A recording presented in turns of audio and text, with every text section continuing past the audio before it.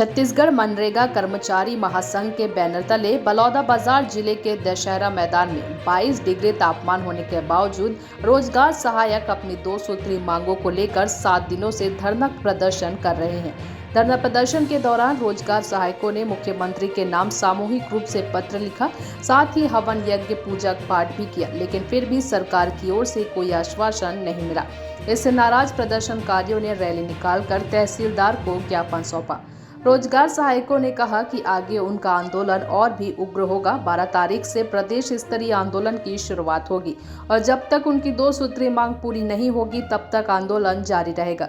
वहीं रोजगार सहायकों का कहना है कि मनरेगा में उत्कृष्ट कार्य के लिए छत्तीसगढ़ को सम्मान मिला है, लेकिन इस बार मनरेगा कार्य ही बंद है। लोग काम नहीं मिलने के कारण पलायन कर रहे हैं। अब देखना होगा कि आखिर रोजगार सहायकों को यह धरना प्रदर्शन कब तक जारी रहेगा और इसका कितना असर मनरेगा पर पड़ेगा। आज मनरेगा कर्मचारी महासंघ के द्वारा आदरणीय मुख्यमंत्री महोदय के नाम पर ज्ञापन सौंपा गया है। उनकी मांगे नियमितीकरण और वेतनमान से संबंधित हैं।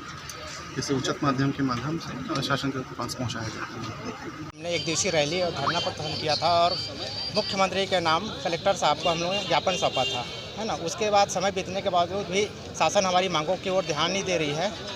शासन के लिए हमारी 2 सूत्री मांगे हैं, जो पहले की हमें जो जन घोषणा पत्र है, उन्होंने 2018 में जन घोषणा पत्र जारी किया हुआ था, उसमें उन्होंने हमें नियमितीकरण की बात की हुई थी। वो तो नियमितीकरण को आत्मसात करते हुए अपने वादा को निभाए और हमें नियमित करे।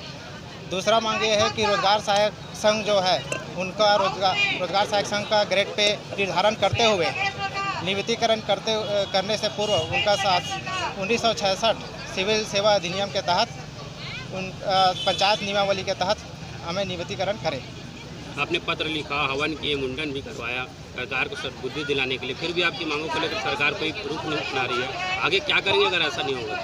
आगे की रणनीति ये है कि अभी 12 तारीख को हमारे 78 जो साथी है वो दंतेवाड़ा से 480 किलोमीटर पद यात्रा करते हुए रायपुर पहुंचेंगे और ये आंदोलन जब तक हमारी मांगों को पूर्ण नहीं करती सरकार, तब तक यह अनिश्चितकालीन रहेगा और उग्र होते जाएगा। आप लोग को ऐसा नहीं लगता कि आप लोग हड़ताल पे हैं तो काम प्रभावित हो रहा है? जी ज़रूर हो रहा है, काम तो पूरी तरह से प्रभावित हो रहा है। शासन हमसे बहुत सारी काम लेती है। जैसे कोरोना काल के समय में भी हमने ग्रामीण स्तर में मजदूरों को रोज़गार उपलब्ध कराया था। हमारे साथीगण जो है मजदूरों को लाने के लिए रेलवे स्टेशन में ड्यूटी किए, यहाँ तक कि हमने बॉडी लाने के लिए, डेड बॉडी जो कोरोना में जो मृत व्यक्ति है उनकी बॉडी लाने के लिए भी हमारा ड्यूटी लगाया जाता था। उसके बाद कोरोना काल समाप्त होने के बावजूद जब नरवा गरवा घुड़वा बाड़ी जब प्रोजेक्ट हुआ, शासन का जो फ्लैगशिप योजना है, उसमें भी हमारे साथियों का महत्वपूर्ण योगदान रहा, लेकिन शासन हमारी मांगों को नज़रअंदाज कर रही है लगातार। हम जब तक शासन हमारी मांगों को पूर्ण नहीं करती तब तक हम आंदोलनरत रहेंगे।